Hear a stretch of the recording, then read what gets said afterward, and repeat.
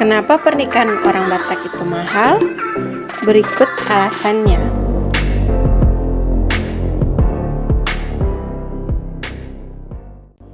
1. Sinamot. Sinamot sejenis makanan ringan kah? Bukan. Dalam bahasa Batak, sinamot berarti uang mahar.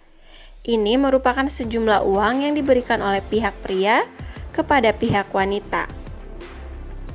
Proses kesepakatan dan serah terima sinamot disebut sebagai marhata sinamot.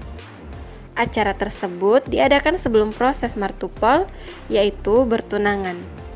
Martupol sendiri biasanya dilakukan 2 minggu sebelum prosesi pernikahan.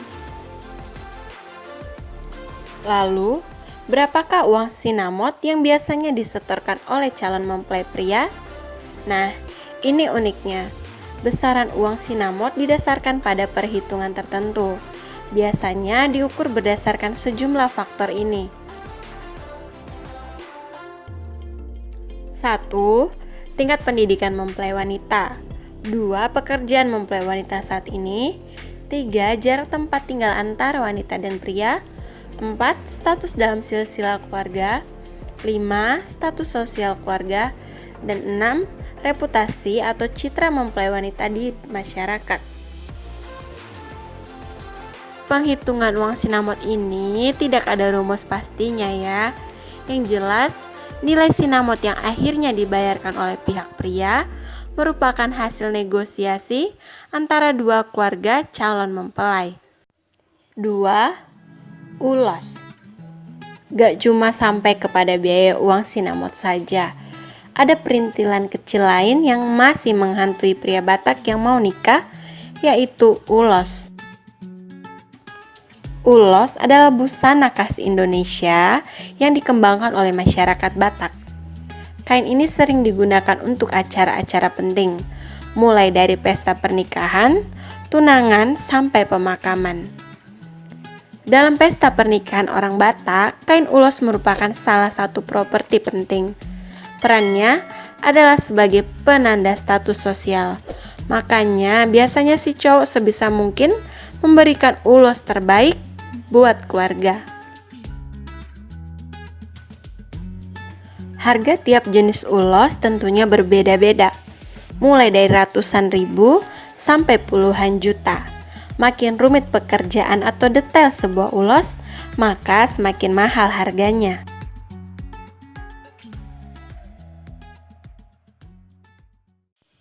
Tiga, pesta pernikahan.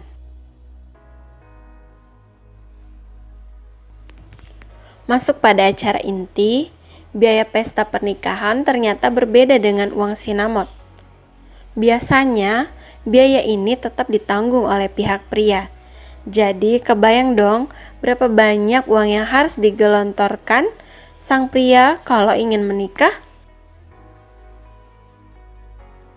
Orang Batak sendiri terkenal punya banyak kerabat, mulai dari keluarga inti, keluarga besar, silsilah, sampai kerabat karena persekutuan marga.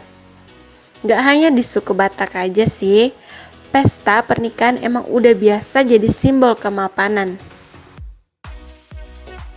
Prosesi pernikahan orang Batak makin panjang dan menguras kantong bila ada ritual khusus lainnya.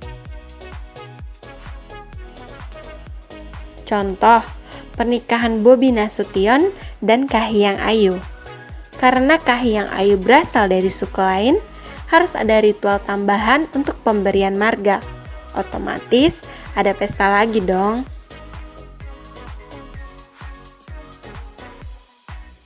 Makanya, gak heran kalau pesta pernikahan orang Batak ada yang berlangsung hingga berhari-hari.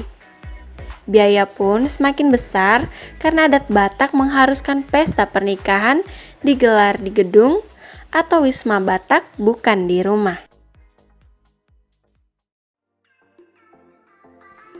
Akan segera menikah atau tidak, mapan finansial itu emang sebuah keharusan. Mau kamu orang Batak, Jawa, atau Padang sekalipun, kesehatan finansial bakal jadi bekalmu di masa depan. Jadi, masih setia kan buat menunggu sang pujaan hati bermarga Batak itu?